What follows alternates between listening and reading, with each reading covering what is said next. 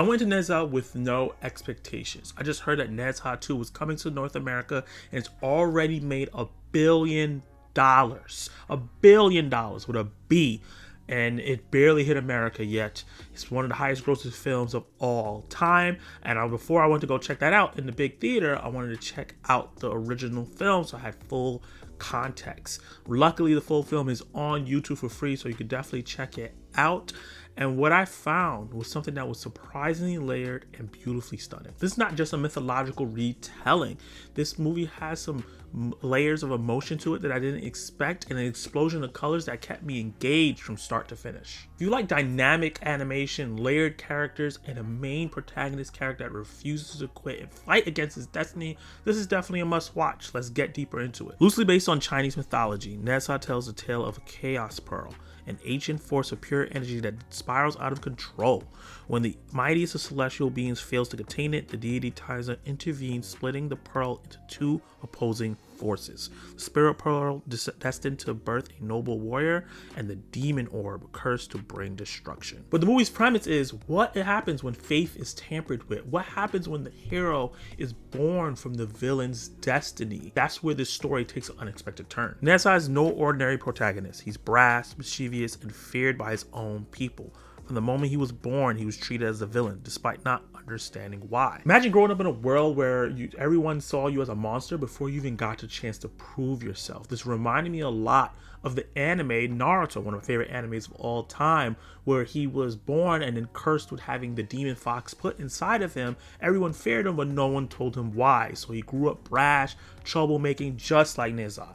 But Nezha is even a little bit more brash and troublemaking than Naruto was in that anime. While the character Naruto parents died trying to save him, so he didn't really have any mentorship, the difference here, and the key difference here, is that Nezha does have parents. Very loving parents that does everything they can to protect him, but maybe in the wrong way. They spend so much time trying to prove that he's worthy and he should have a place here in the world to everyone else, instead of loving and caring and nurturing him so he doesn't feel so lonely and isolated. And that's where lies the movie's biggest strength. Easily Nezha could have become a villain, with his parents not paying much attention to him, no one really being friends with him like he should have as a kid. I think he was like 2.5 years old when this movie started. His temperament is already demonic, so he easily could be swayed into the evil. But throughout the film, he's trying to fight that, trying to fight what all the preconceptions and the destiny is telling him to do to have a different fate. Then here comes Ao Bing, the real reincarnation of the spirit pearl. Him and Nezha, when they finally meet, have an instant connection.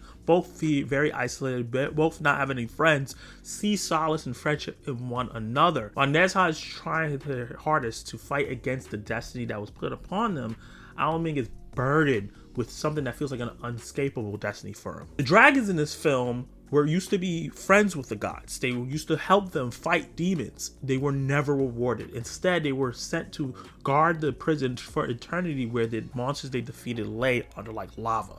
And when you first see this place, it looks instantly like this is the bad guy's lair. But what the thing here is, Ao Bing, who is the spirit pearl, is half dragon. And his job is to help his people ascend to heaven. And he's doing everything he can to save his people at any cost, but the cost may come in the terms of Nezha dying. This is where the film really got interesting. I was already blown away by how memorable the characters were, how funny the movie was, and how great the animation looked in some of the action sequences. But the story got a little bit more complex. It wasn't the basic hero versus villain that I thought it was going to be about.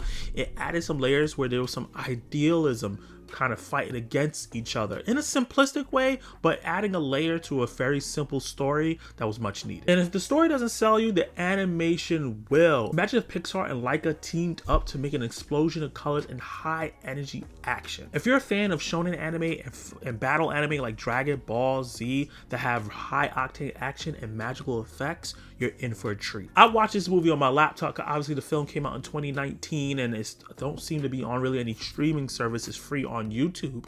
And I couldn't shake the feeling that I should have been watching this in the theater because of how gorgeous the movie looked and how great the choreography was for the action sequences. And the climax delivers heart-pounding action, emotional payoffs, twists and turns within the story, some predictable, some not. It makes the story feel larger than life. The film wraps up many key points so you don't feel like you're being left out, leaving the door open for this obviously sequel that's coming out now in theaters to have something to play off of. But I do see some viewers being left disappointed with the open-ended ending and how it kind of feels like it just cut off, similar to Spider-Man Across the Spider-Verse, where a lot of people didn't like feel satisfied with the way that movie ended. There's very few animated horror movies that have heart, humor, and high octane stakes, while also mixing beautiful animation, great action, character moments that are memorable, while also adding deeper character arcs that you can get invested in, like Nezha does. And I think if you are interested in that, you feel the payoff and love this film. It's not perfect. There are some jokes that don't land, and there's some voice acting that's kind of iffy, but overall I had such a great experience with this, and I think this is an epic beginning to what could be a great franchise that crosses over from China to America that people can latch onto. So with that said, I'm going to give the first Nezha a B. Question of the day is, what is an animated movie not made in America that you love that a lot of people don't talk about? Drop your comments down below and let me know, and you can watch this video right here.